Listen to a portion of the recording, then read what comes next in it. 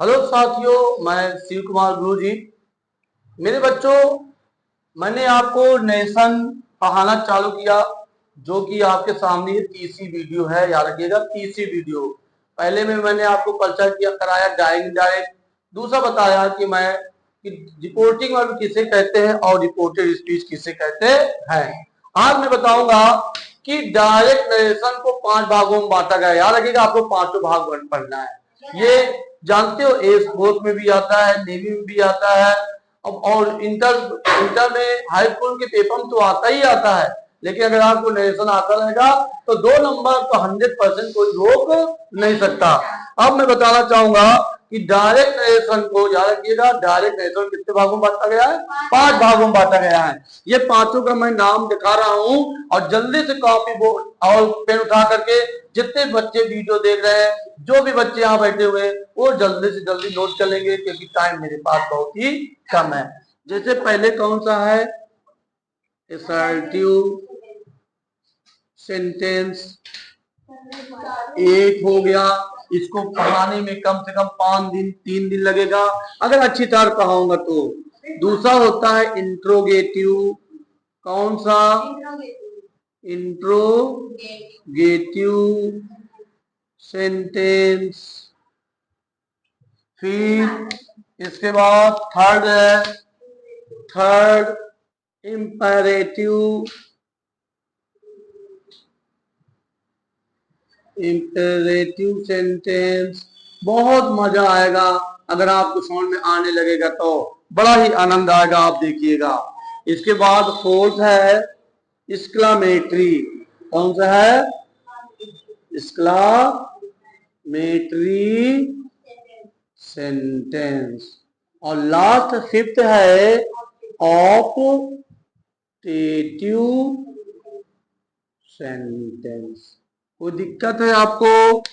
चलिए, ये मैं आपके सामने 5 सेंटेंस मैंने लिख दिया, जिसका आपको डायरेक्ट से इनडायरेक्ट बनाना है। अब आप बताइए कि डायरेक्ट इनडायरेक्ट सबसे पहले किसका चालू होगा? Assertive sentence. किसका चालू होगा? असर्टिव सेंटेंस के बारे में हम बातें करने जा रहे हैं। इसको मैं रब कर रहा हूं, फिर मैं आपको बताता हूं पहले कि असर्टिव सेंटेंस किसे कहते हैं, फिर इसके बाद हम चालू करेंगे डायरेक्ट से इनडायरेक्ट। तो हम पहले किसके बारे में बातें करेंगे? असर्टिव सेंटेंस किसे कहते हैं।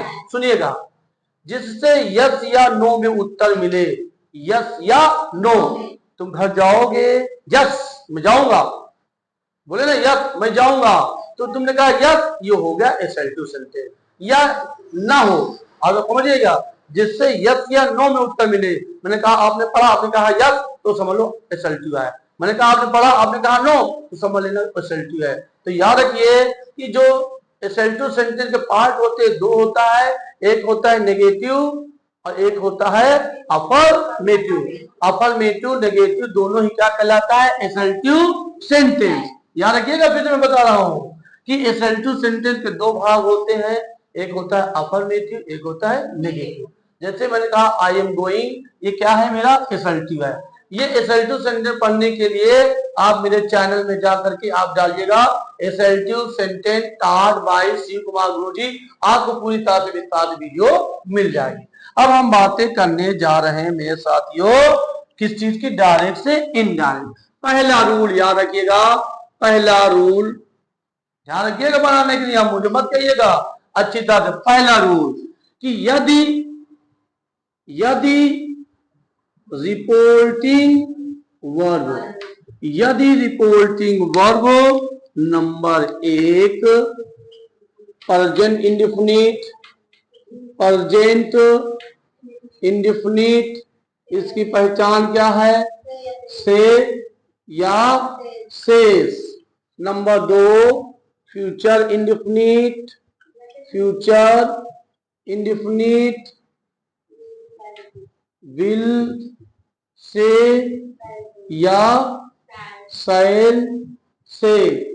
Number 3 present perfect, present perfect, इसकी पहचान क्या है?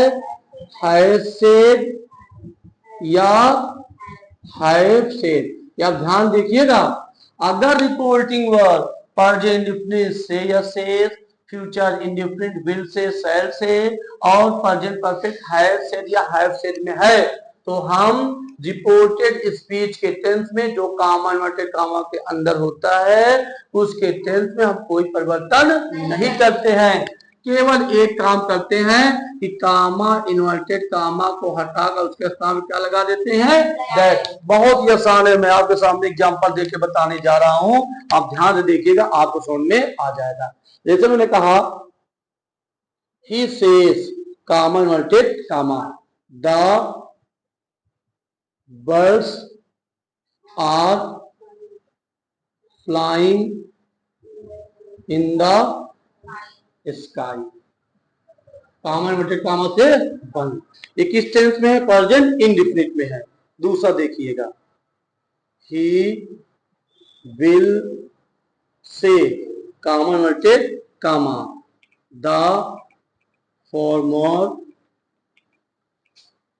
the farmer has plowed his field।